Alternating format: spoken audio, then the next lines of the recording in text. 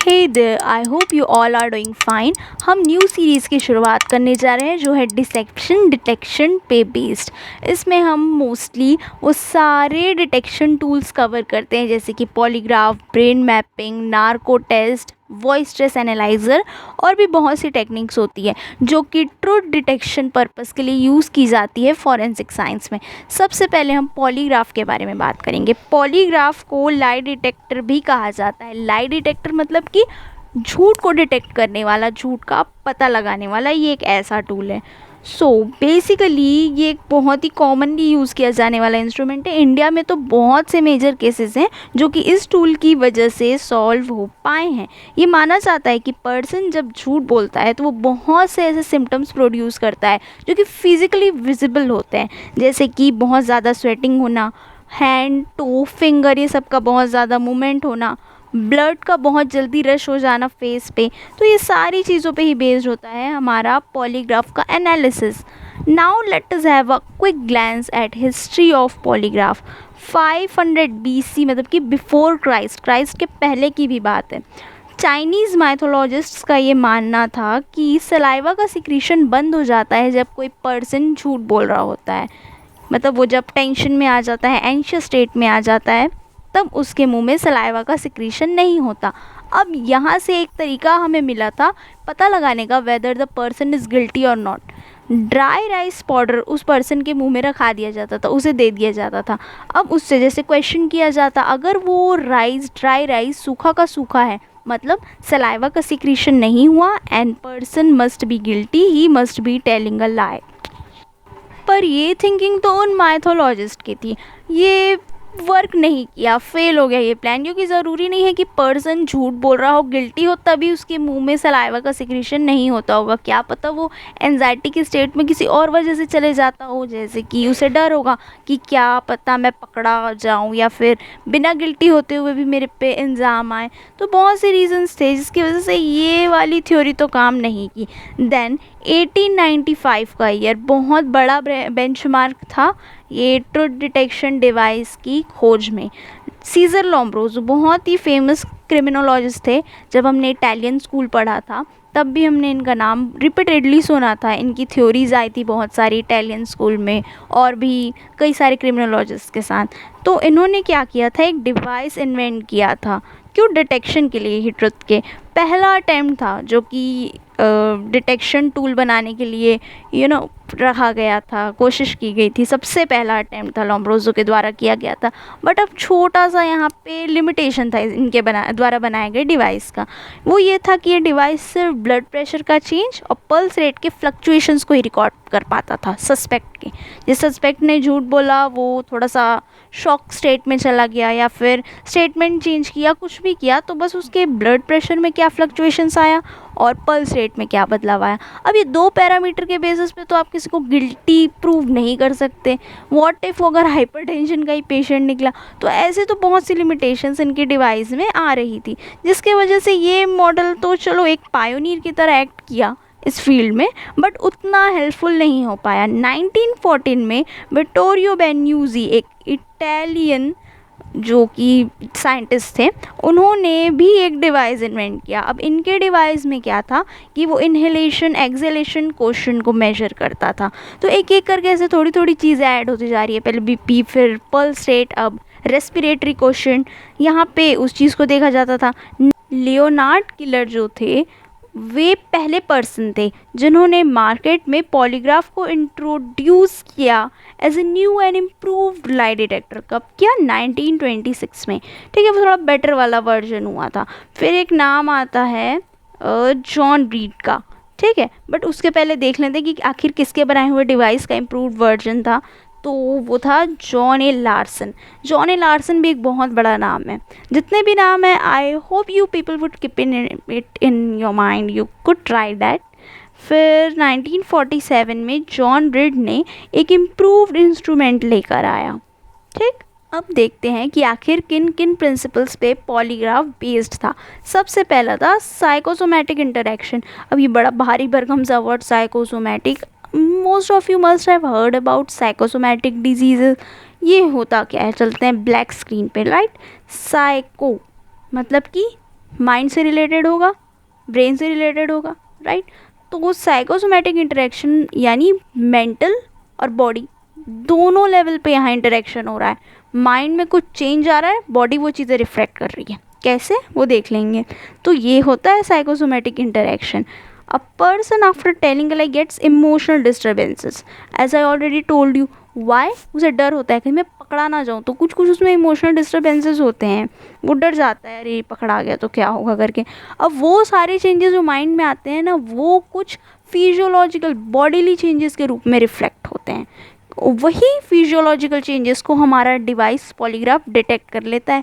कैसे physiological changes, like किसी person ने चीटिंग की, वो चीटिंग करते हुए एग्जाम में पकड़ा गया, अब उससे अगर इमीडिएटली क्वेश्चन किया जाएगा, प्रोबेबली उसका हार्ट रेट बढ़ जाएगा, बहुत ज़्यादा स्वेटिंग होने लगेगी उसे, एंड देयर आर चांसेस कि आउट ऑफ फियर या एनजाइटी वो शिवर करने लगे, राइट। तो ये सारी चीज़ें जो होती थी, इसको डिटेक्ट करने का काम करता है हमारा पॉलीग्राफ, और ये हैं बेसिक 4 प्रिंसिपल जिस पे वो बेस्ड है। नाउ इंस्ट्रूमेंट, कि आखिर इंस्ट्रूमेंट है क्या भाई, कैसे इसको पता चल जाता है माइंड में चल रहा है, फिर बॉडी में चेंजेस आ रहे हैं, सब कुछ पता लगा ले रहा है। यहाँ पे ये सारे इंस्ट्रूमेंट यूज़ होते हैं for recording all the changes that I have already talked about. Respiration के लिए एक इंस्ट्रूमेंट होगा, ब्लड प्रेशर के लिए एक इंस्ट्रूमेंट होगा, एक्टोडर्मल रिस्पॉन्स, स्किन जो गैल्वेनिक स्किन रिफ्लेक्स वो सब होता है ना, for that increased skin conductivity, बहुत ज़्यादा कंडक्टिविटी का बढ़ जाना स्किन के, वो सब है एक्टोडर्मल रिस्पॉन्स। पल्स रेट लोम्ब्रोजो के डिवाइस से आया हुआ है ये सब रिकॉर्ड करता है इंस्ट्रूमेंट। बट अब इंस्ट्रूमेंट है क्या, आखिर क्या क्या चीज़ें होती हैं जो अलग अलग रिस्पॉन्स के लिए ऑब्वियसली अलग अलग चीज़ होंगी। अब ब्लड प्रेशर किसी और डिवाइस से मेजर किया जाता होगा, ये तो पॉसिबल नहीं है कि रेस्पिरेशन वाला ही ब्लड प्रेशर को मेजर कर दे। ये सारे इंस्ट्रूमेंट सस्पेक्ट की बॉडी से अटैच होते हैं। सबसे पहला है न्यूमोग्राफ ट्यूब। न्यूमो मतलब कि रेस्पिरेशन, लंग्स, इन सबसे इसका रिलेशन हो गया है ना। तो ये जो न्यूमोग्राफ ट्यूब होता है, ये सस्पेक्ट के चेस्ट और एब्डोमिनल रीजन में अटैच होता है। कुछ बीडेड मतलब मोती जैसे कुछ स्ट्रक्चर्स होते हैं इसमें जो गए होते हैं।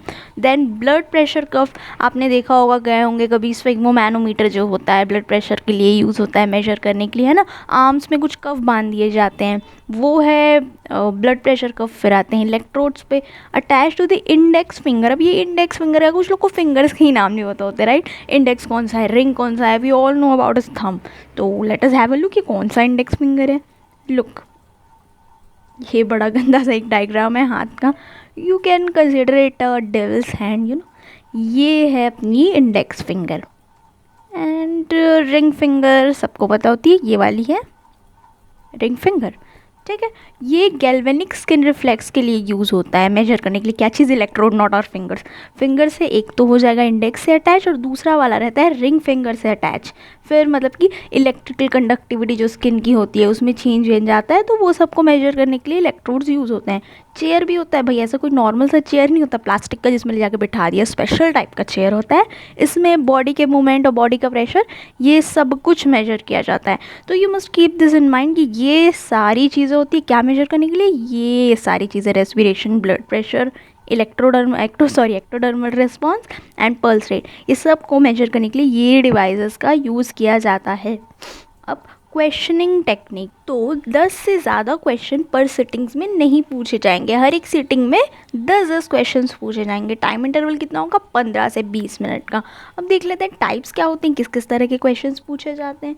तो ये 4 मेजर टाइप के क्वेश्चंस पूछे जाते हैं। Irrelevant relevant question, control question, comparative type question, और होता है पीक ऑफ टेंशन। यहीं से शुरुआत करते हैं। नाम से समझ में आ रहा है, इररिलेवेंट रेलेवेंट। इररिलेवेंट जिसका कोई मतलब ही नहीं होता, केस से कोई मायने नहीं रखता। भाई आप कल सुबह यहाँ गए थे क्या, आप सुबह कल चाय पी थी आपने, रात को आप कितने बजे सोए थे, अच्छा आप शॉपिंग मॉल गए थे कि नहीं, हाँ कि नहीं। तो इस टाइप का इररिलेवेंट क्वेश्चन होता है। रेलेवेंट क्वेश्चन जो होते हैं वो भाई मीनिंगफुल क्वेश्चन होते हैं। रिलेवेंट क्वेश्चन इररिलेवेंट क्वेश्चन के बीच में पूछे जाते हैं, ठीक है। फिर आते हैं कंट्रोल क्वेश्चन। ये डायरेक्टली केस से रिलेटेड तो नहीं होंगे, बट कुछ ऐसे क्वेश्चंस होंगे जिनमें एक सिमिलर रिस्पॉन्स सस्पेक्ट के मन में आएगा। लाइक किसी का मर्डर हुआ है सपोज, जो ओरिजिनल केस है उसमें, तो अब हम इस तरह की एक सिचुएशन क्रिएट करके हाइपोथेटिकल में भी उसको देंगे सस्पेक्ट को, देखने के लिए कि उसका रिएक्शन क्या है एग्जैक्टली। वो सिंपैथेटिक रिस्पॉन्स दे रहा है, he will be like okay ठीक है अच्छा हुआ ना, उसने ऐसा किया था, उसको तो मारना ही था, इस टाइप का रहेगा। कंपैरेटिव क्वेश्चन मोस्टली उन केसेस में पूछा जाता है जहाँ एक से ज़्यादा सस्पेक्ट इन्वॉल्व होते हैं, देखने के लिए कि सिमिलर रिस्पॉन्स आ रहा है कि डिफरेंट आ रहा है। अब पीक ऑफ टेंशन, नाम से समझ आ रहा है भाई, पीक यानी कि एकदम पीक पॉइंट किसका, टेंशन का। फिर ऐसे क्वेश्चन रहेंगे, ऐसी कुछ डिटेल्स रहेंगी जिसको सस्पेक्ट ने तो मिस कर दिया होगा, उसको तो नहीं पता होगा, पर अगर उसको सुनते ही बिल्कुल करें इनको कैसे पता चल गया, तो वहाँ पे एक बहुत ज़्यादा फ्लक्चुएशन, ब्लड प्रेशर इन सब में देखने को मिलेगा। बेसिकली पीक ऑफ टेंशन में ये होता है ना, peak of tension type question, ये ज़्यादा एक की रोल प्ले करता है आपके पॉलीग्राफ एनालिसिस के टाइम। हाँ, फिर आते हैं पॉलीग्राफ एनालिसिस चार्ट पे। सबसे ज़्यादा कॉम्प्लिकेटेड पोर्शन होता है भाई ये तो पूरे पॉलीग्राफ टेस्ट का। यहाँ पे एनालिसिस करना है किसका, चार्ट का। जो भी आपने अभी तक रिस्पॉन्स दिया हुआ है अपना, वो सब तो रिकॉर्ड होता रहा होगा। आपकी पल्स रेट क्या कह रही थी, आपका ब्लड प्रेशर कैसे फ्लक्चुएट हुआ, सारी ऑब्जर्वेशन, सारा रिजल्ट अब दिखने वाला है। ये सारे एस्पेक्ट्स हैं जिनको कंसिडरेशन में लिया जाता है वाइल एनालाइजिंग दी पॉलीग्राफ चार्ट। जैसे ही सस्पेक्ट ने रिप्लाई दिया, उसके बाद उसके ब्लड प्रेशर में क्या फ्लक्चुएशंस आए, क्या चेंजेस आए, बढ़ा घटा जो भी हुआ वो सब देखा जाता है। अच्छा, ब्लड प्रेशर कैसे मेज़र किया जाता था, you have to write that in comment section. Okay fine, I am gonna answer it if you don't remember that. तो ब्लड प्रेशर के लिए हम लोग यूज़ करते थे स्फेगोमैनोमीटर, है ना, एक कफ लगा दी जाती थी आम पे, वो होता था। फिर पल्स रेट का चेंज देखा जाता है, जैसे ही क्वेश्चन ख़त्म हुआ क्या चेंजेस आए पल्स रेट में ये देखा जाता है। फिर ब्रीथिंग पैटर्न के चेंज देखे जाते हैं एकदम immediately after the relevant question. I hope you remember that relevant and irrelevant questions, ठीक है।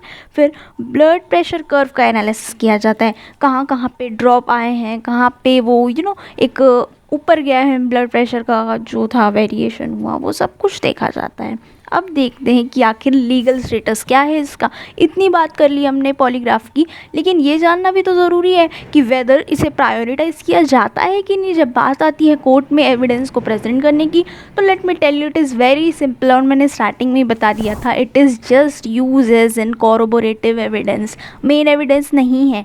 इसके बेसिस पे पूरे का पूरा जजमेंट चेंज नहीं हो जाता। आज भी बहुत से कॉन्ट्राडिक्टरी फैक्ट्स होते हैं जो कि पॉलीग्राफ, नार्को, ब्रेन मैपिंग या फिर वॉइस स्ट्रेस एनालाइज़र हो गया, इन सब को मेन एविडेंस की तरह ट्रीट करने से हमें रोकते हैं। ऐसे बहुत से लीगल रीज़न होते हैं। बाकी कंट्रीज़ में मे भी ये होता होगा, माना जाता होगा मेन एविडेंस की तरह, बट अपनी कंट्री में तो नहीं है, ना क्रिमिनल कोर्ट में ना ही सिविल कोर्ट में।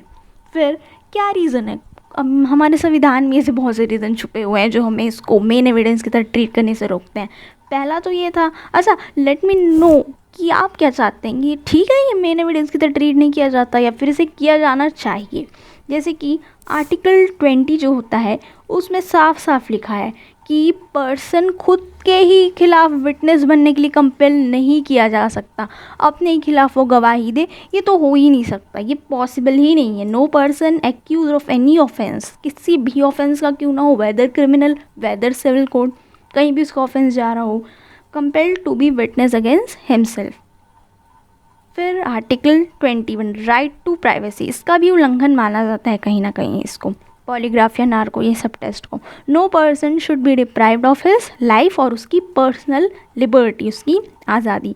मोर ओवर हमारे IPC, IA या फिर CRPC कहीं भी कुछ भी ऐसा प्रोविज़न नहीं है जो हमें ये कहता हो कि पॉलीग्राफ को लीगली एक्सेप्ट किया जाना चाहिए, इसके रिजल्ट को एक्सेप्ट किया जाना चाहिए इन द कोर्ट, है ना। भले ही इसको हम इंट्रोगेशन पर्पस के लिए यूज़ करते हैं, and there is no doubt about it कि कितने cases, an number of cases polygraph की वजह से सॉल्व हुए हैं, इसकी वजह से इजी हुए हैं। बहुत सी ऐसी चीज़ें जो गुत्थी होती है ना वो सुलझी है पॉलीग्राफ की वजह से। स्टार्टिंग में मैंने नाम बताया था कुछ फेमस केसेस के, जैसे आरुषि तलवार का केस था, वहाँ पे भी पॉलीग्राफ किया गया था, नार्को भी किया गया था वहाँ पे।